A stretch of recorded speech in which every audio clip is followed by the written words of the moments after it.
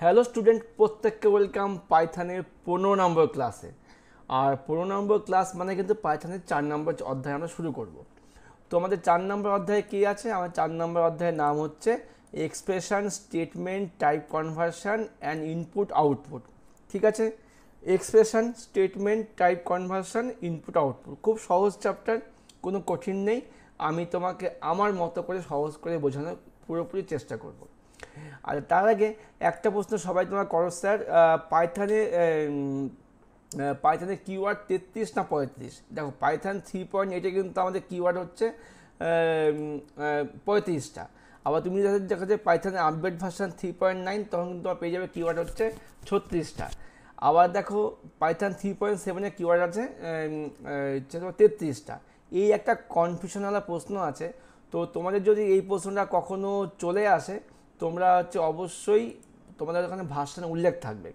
যেমন দেখো, তোমাদের প্রত্যেক কাছে মোবাইল আছে, তোমরা এক কাজ করো, মোবাইলে গুগলে গিয়ে সার্চ করো পাইথন কিওয়ার্ড 33 আর 35, দেখবে তোমার কাছে এখানে শো করে দেবে পাইথন কিওয়ার্ড আর কেস সেন্সিটিভ।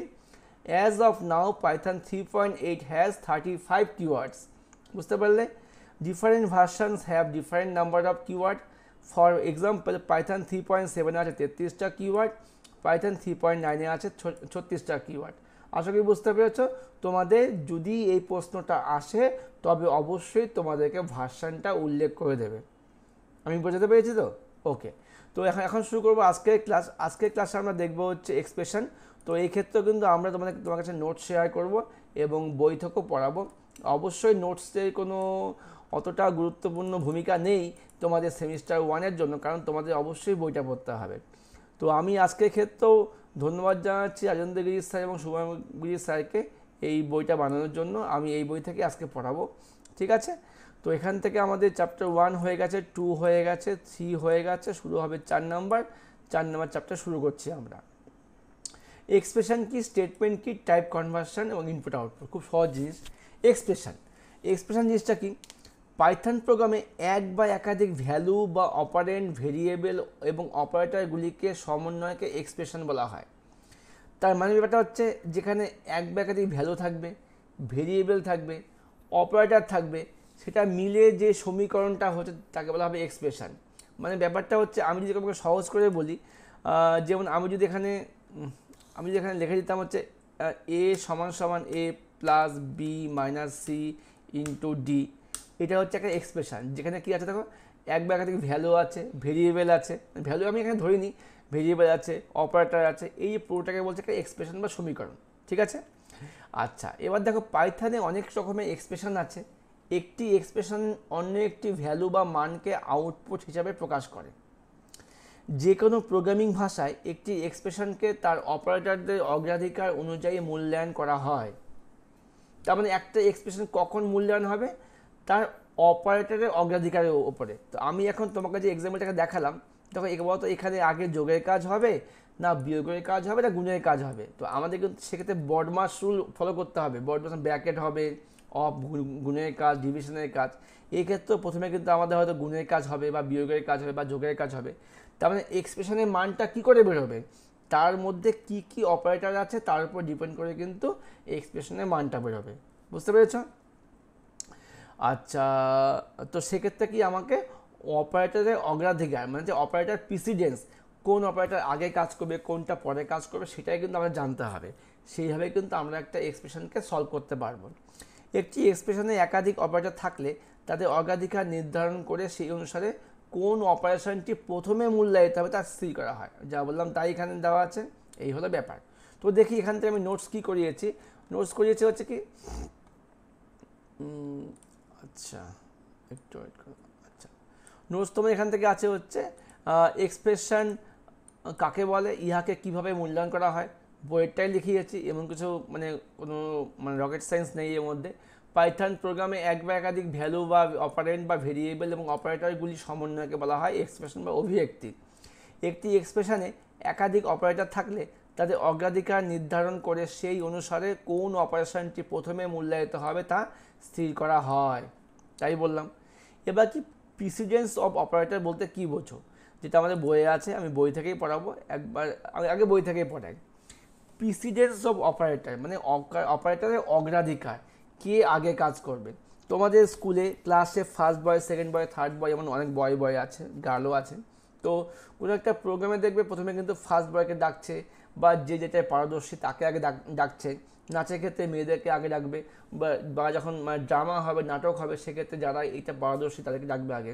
তো সেরকমই ব্যাপার, তোমাদের ক্লাসরুম থেকে কোন কোন ক্ষেত্রে কাকে আগে প্রেফারেন্স করা হবে।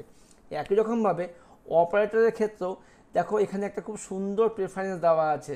আগে ব্র্যাকেটের কাজ হবে, পরে পাওয়ারের কাজ হবে, পরে মাইনাসে, প্লাসে, এই ধরনের কাজগুলো হবে তারপরে। তো এইভাবে এই যে অর্ডারটা আছে একে বলা হচ্ছে কি অপারেটর প্রিসিডেন্স বা অপারেটরের অগ্রাধিকার। বুঝতে পেরেছ?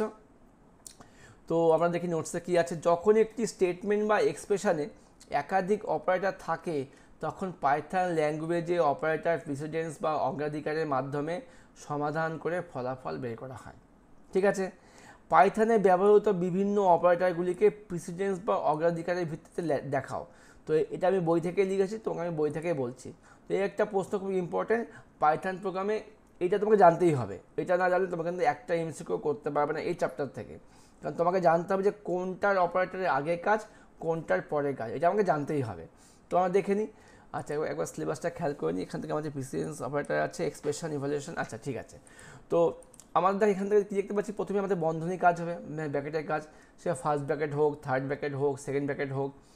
ঘাত বা সূচক, এক্সপোনেন্ট, পাওয়ার, তারপরে ইউনারি অপারেটর, মানে মাইনাসে, প্লাসে, তারপর কি ভাগ বা ডিভিশনের কাজ পরে হবে, single division, fourth division, module, তারপরে গুণের কাজ, যোগের কাজ, তারপরে বিয়োগের কাজ, তারপরে কি shift operator, left shift, right shift, left shift আছে। তারপর কি bitwise and, bitwise or, bitwise x হয়, বিটওয়াইজ অর। তারপর কি কম্প্যারিজন অপারেটর আছে, মানে লেস দ্যান, গ্রেটার দ্যান, এগুলো আছে। তারপরে কি আছে ইকুয়ালিটি অপারেটর, সমান সমান চিহ্ন, নট ইকুয়াল টু চিহ্ন। তারপর আছে assignment operator, plus, equal, plus, minus, plus, division, division equal to, গুণ ইকুয়াল টু। তারপর আছে membership operator, is not, in, not in, আর লাস্ট কেস লজিক্যাল অপারেটর। এই 16খানা অপারেটর কিন্তু আমাকে দেখো মুখস্থ করতে হবে বা চোখস্থ করতে হবে, কোনটার কাজ আগে, কোনটার কাজ পরে। কারণ তোমরা বুঝতেই পারছো এখান থেকে অনেক অনেক এমসিকিউ আসছে। তোমরা যদি অনুশীলনী দেখো, যার কাছে যেই বই আছে, তোমরা তবেই বুঝতে পারবে যে আমাদের কিন্তু এটা খুব খুব ইম্পর্টেন্ট। ঠিক আছে, কারণ তোমাদের একটা সমীকরণ দিয়ে দেবে, এই সমীকরণটা তখন সলভ করতে বলবে, সেটার ক্ষেত্রে তোমাদের কিন্তু জানতে হবে যে কার কাজটা আগে, কার কাজটা পরে। আচ্ছা, এবার দেখবো আমরা হচ্ছে এক্সপ্রেশনের মূল্যায়ন। তো আমাদের সিলেবাস থেকে আমরা কিন্তু হচ্ছে এবার দেখবো এক্সপ্রেশন এর ইভালুয়েশন অফ এক্সপ্রেশন। আমাদের ফার্স্ট পার্টটুকু হয়ে গেল। এবার একটা এক্সপ্রেশনকে কীভাবে মূল্যায়ন করা হচ্ছে। যেমন দেখো, পাইথনে যদি একটি এক্সপ্রেশনে একাধিক অপারেটর থাকে তবে একটি অপারেটর অগ্রাধিকারের নিয়ম অনুসারে মূল্যায়ন করা হয়। উদাহরণস্বরূপ 6 + 2 × 3। তো নিশ্চয়ই এক্ষেত্রে দেখো আগে 2 × 3 কাজটা হবে, তারপরে যোগ হবে। থাকে অগ্রাধিকার ছাড়া সমাধান করলে দুটি উত্তর ভিন্ন আসতে পারে। তো একটা মনে আসতে পারে 6 + 2 8, 24। আরেকটা কি আসতে পারে 3 × 6, 6 + 6 12। সেক্ষেত্রে উত্তর 12 আর 24 আসতে পারে। কিন্তু অপারেটর অগ্রাধিকারের নিয়ম অনুসারে অবশ্যই মানটা হবে 12। তার মানে 3 × 6, তার সঙ্গে 6 যোগ হবে, কারণ এক্সপ্রেশনটিতে প্রথমে গুণের কাজ হবে, পরে যোগের কাজ হবে। আশা করি বুঝতে পেরেছ।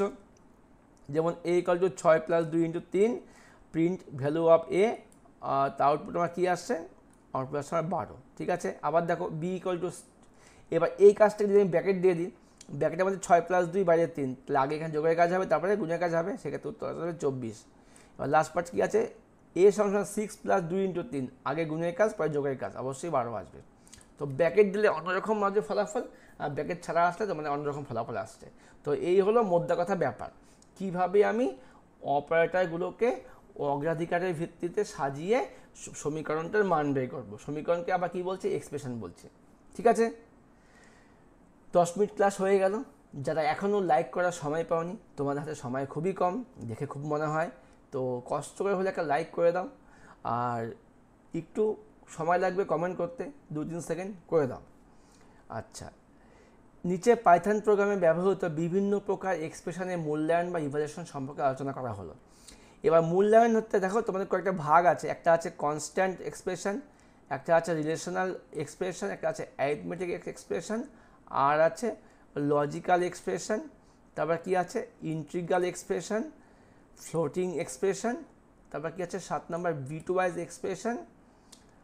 এইটুকু আছে আমাদের এক্সপ্রেশন। তো আমরা এইটুকু আজকে সলভ করব। দেখে নিই কোনটা কি বলছে।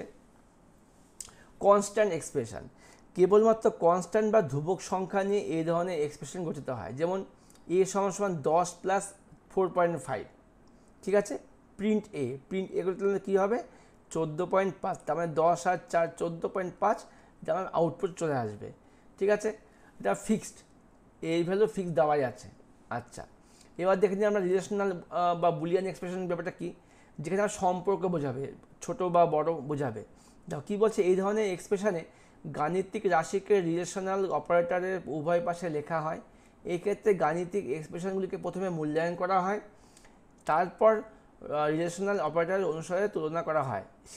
শেষ পর্যন্ত একটি বুলিয়ান আউটপুট ট্রু বা ফলস পাওয়া যায়। যেমন দেখো এর ভ্যালু 5, বি এর ভ্যালু কত 10, সি হচ্ছে 9 আর ডি হচ্ছে 6। মন দিয়ে দেখো, এবার বলছে আর এর মধ্যে কি হবে, এ প্লাস বি কত 15 আমার, আর সি মাইনাস ডি কত 9 থেকে 6 3, তাহলে 15 কি 3 থেকে বড় বা সমান, তাহলে বড় বা সমান, নিশ্চয়ই বড়, সমান তো না, সেক্ষেত্রে ট্রু আসলো।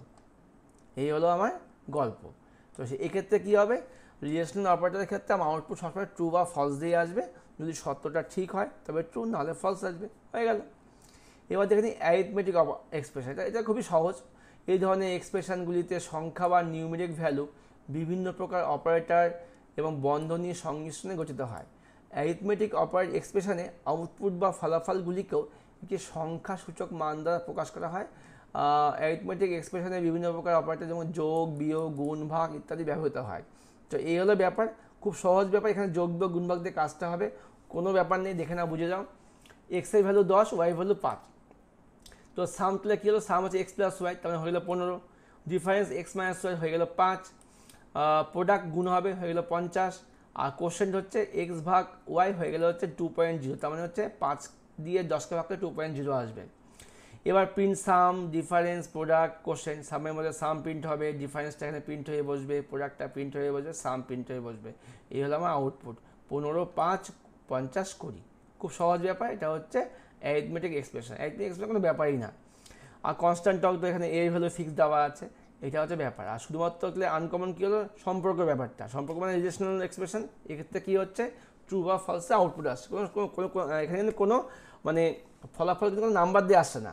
নাম্বার দিয়ে যোগ করে বা বিয়োগ করে আমি কম্পেয়ার করছি, সে কম্পেয়ারটা ঠিক হলে পরে আউটপুট ট্রু বা ফলস দেখাচ্ছে। এবার দেখে নিই আমরা এখান থেকে লজিক্যাল এক্সপ্রেশন। এই ধরনের এক্সপ্রেশনে কেবলমাত্র দুটি অবস্থা থাকে, লজিক্যাল। যেমন রিলেশনাল ছিল, যেমন লজিক্যাল আছে, দুটি অবস্থা থাকে, ট্রু বা মিথ্যা বা ফলস। এর মধ্যে একাধিক সত্যকে পরীক্ষা করা হয়। যেমন দেখো 20 = 9, 20 আর 19 কি একই বা সেম। এখানে 20 সংখ্যাটি 19-এর সমান কিনা তা পরীক্ষা করা হয়েছে। যেহেতু 20 সমান নয়, এক্ষেত্রে আউটপুটটি সত্য নয়, তাই মিথ্যা বা ফলস আউটপুট প্রদান করবে। যেটা কিন্তু আমরা পূর্বে লজিক্যাল অপারেটর সম্বন্ধে দেখেছি, 3.4 আমরা দেখেছি। যখন আমরা অপারেটর চ্যাপ্টার পড়ছিলাম তখন আমরা ওখানে দেখে নিয়েছি লজিক্যালে কীভাবে কাজগুলো হয়। যেমন দেখো এ ছোট 2 থেকে, 10 বড় 6 থেকে, তো নিশ্চয়ই এটা আমার ফলস, এটা আমার ট্রু। আবার X equal to A and B. A and B মানে হচ্ছে এ হচ্ছে আমার কত ফলস, বি হচ্ছে ট্রু। তার মানে দুটো ফলস আর ট্রু হলে আউটপুট আমার কী আসবে, সে ফলসই আসবে, আউটপুট ফলস এসছে, ঠিক আছে। আর ওয়াই কত এ অর বি, একটা ফলস একটা ট্রু। যেহেতু আমার অরে কী হয়, একটা ট্রু হলে ট্রু হয়, আউটপুট আমার ট্রু আসছে। আর নটের ক্ষেত্রে কী হবে, যেটা আমার নট অফ এ ছিল কি আমার ফলস, ফলসকেও নট লাগালো হয়ে যাবে ট্রু। বুঝতে পারলে, এ হচ্ছে আমার লজিক্যাল অপারেটর। তো কেউ কিন্তু আবার লজিক্যালের সময় কিন্তু রিলেশনালটা গুলিয়ে যেও না।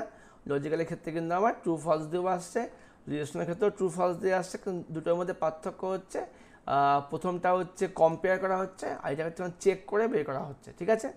আচ্ছা, আর লজিক্যালের মধ্যে কিন্তু আমরা বুঝি হচ্ছে কি অ্যান্ড অর নট। অ্যান্ডের ক্ষেত্রে দুটো ট্রু হলে ট্রু হবে, অরের ক্ষেত্রে একটা ট্রু হলে ট্রু হবে, বা একটা ফলস হলে ফলস হবে, সরি একটা ট্রু হলে ট্রু হবে। আর নটের ক্ষেত্রে কী হবে, ট্রুটাকে ফলস করে ফলসটাকে ট্রু করবে। এটা তো ইন্টিগ্রাল এক্সপ্রেশন। এই ব্যাপারটা কি, এই ধরনের এক্সপ্রেশনগুলি সমস্ত গণনা সম্পাদন করার পরে শুধুমাত্র পূর্ণ সংখ্যায় আউটপুট দেখায়। যত কাজকর্ম হবে আউটপুট কিন্তু আমার পূর্ণ সংখ্যায় আসবে, কোনো ফ্লোটিং আসবে না, পয়েন্ট আসবে না, কিচ্ছু আসবে না। এ কত 10, বি কত 5.5। সি কী করলো, এ প্লাস ইন্ট বি, বি আমার ছিল ফ্লোট, একে ইন্ট করলো, তার মানে আমার এখানে কী হবে 5 হয়ে যাবে। ফ্লোট থেকে ইন্টে কনভার্ট করলো, তার মানে কি ছিল 5.5, লাগিয়ে দিল ইন্ট, হয়ে গেল হচ্ছে 5। তাহলে 10 + 5 কত 15, কিন্তু ভালো করে বলি 15 হয়ে গেলো প্রিন্ট সি, তার মানে আউটপুট কী আসলো 15 আসলো। ক্লিয়ার? এবার দেখি ফ্লোটিং এক্সপ্রেশন। ফ্লোটিংয়ে কী হবে, আমার দশমিকে কাজ হবে। এই ধরনের এক্সপ্রেশনগুলি সমস্ত গণনা সম্পাদন করার পরে ফ্লোটিং পয়েন্টে উত্তর দেখাবে, মানে ভগ্নাংশে উত্তর আসবে। কী আসলে ব্যাপারটা দেখি এখানে উদাহরণ থেকে বুঝে যাবো। এক্সের ভ্যালু 13, ওয়াই হচ্ছে 5, জেড সমান এক্স ভাগ ওয়াই, তার মানে হচ্ছে 5 দিয়ে 13কে ভাগ করব, যেটা আমার স্টোর হবে জেডের মধ্যে।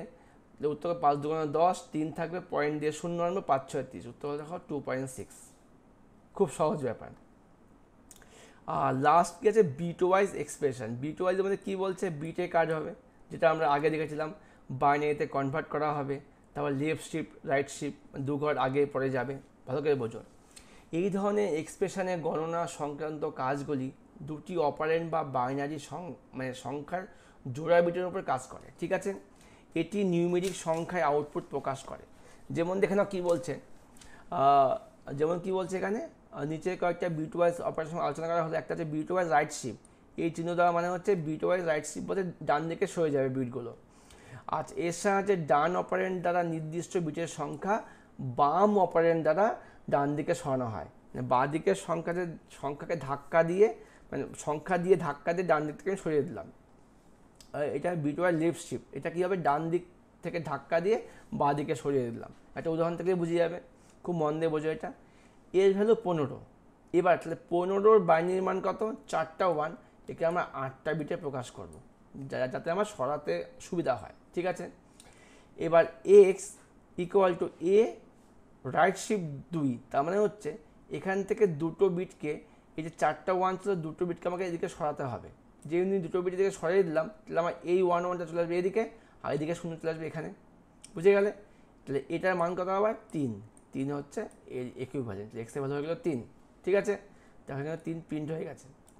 এবার দেখে নিই আমরা হচ্ছে লেফট শিফটটা, ওয়াই = এ লেফট শিফট 1, তবে একটা বিট এদিকে আসবে, ছিল 4টা 1, একটা 1 এদিকে আসলো, তাহলে কী হবে দেখো, একটা 1 এদিকে আসা মানে হচ্ছে ডান দিকে ফাঁকা হয়ে গেল, আমাকে 8 বিট করতেই হবে, 0 দিয়ে দিলাম। এবার এই যে সংখ্যাটা আছে, বিটটা আছে 4টা 1 0, এর মান কিন্তু আবার 30, সেক্ষেত্রে ওয়াইয়ের মান কত হলো 30।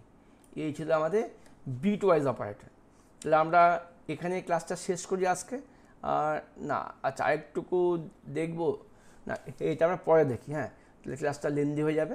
আপাতত আজকে ক্লাসটা এইটুকুই বুঝি আমরা। আজকের ক্লাসে আমরা সিলেবাস থেকে দেখলাম হচ্ছে প্রেসিডেন্স অফ অপারেটর কী, এক্সপ্রেশন বলতে কী বুঝি আমরা, তারপর ইভ্যালুয়েশন অফ এক্সপ্রেশন, আমরা কী করে এক্সপ্রেশন ইভ্যালুয়েট করতে পারি। তারপর আমরা দেখলাম হচ্ছে ইভ্যালুয়েট করতে গিয়ে আমাদের কিছু হচ্ছে কিছু এক্সপ্রেশন সম্বন্ধে আমরা জানতে পারলাম, যেগুলো হচ্ছে আমাদের সলভের ক্ষেত্রে কাজে আসছে। একটা দেখলাম কনস্ট্যান্ট এক্সপ্রেশন, একটা দেখলাম রিলেশনাল এক্সপ্রেশন, দেখলাম আমরা অ্যারিথমেটিক এক্সপ্রেশন, তারপর দেখলাম লজিক্যাল এক্সপ্রেশন, দেন দেখলাম ইন্টিগ্রাল এক্সপ্রেশন, আর তারপরে দেখলাম ফ্লোটিং পয়েন্ট এক্সপ্রেশন, তারপর দেখলাম হচ্ছে বিট ওয়াইজ এক্সপ্রেশন। তো ক্লাসটা এখানে শেষ করছি, আর আমাদের যেটুকু বাকি আছে ওটুকু কিন্তু আমরা আগামী ক্লাসে শেষ করতে পারবো। তো দেখা হচ্ছে পরবর্তী ক্লাস নিয়ে। তোমাদের লাইক কমেন্ট শেয়ারের অপেক্ষায় আছি। যত বেশি লাইক কমেন্ট করবে তত তাড়াতাড়ি ভিডিওগুলো আসবে। অবশ্যই আমারও তাকে উৎসাহ প্রয়োজন, যাই তোমরা খুব মন দিয়ে পড়াশোনা করো, অবশ্যই বই পড়ো, আর ঘোষ কম্পিউটার একাডেমি তোমাদের পাশে থাকবে, ছিল এবং আছেও। বাই।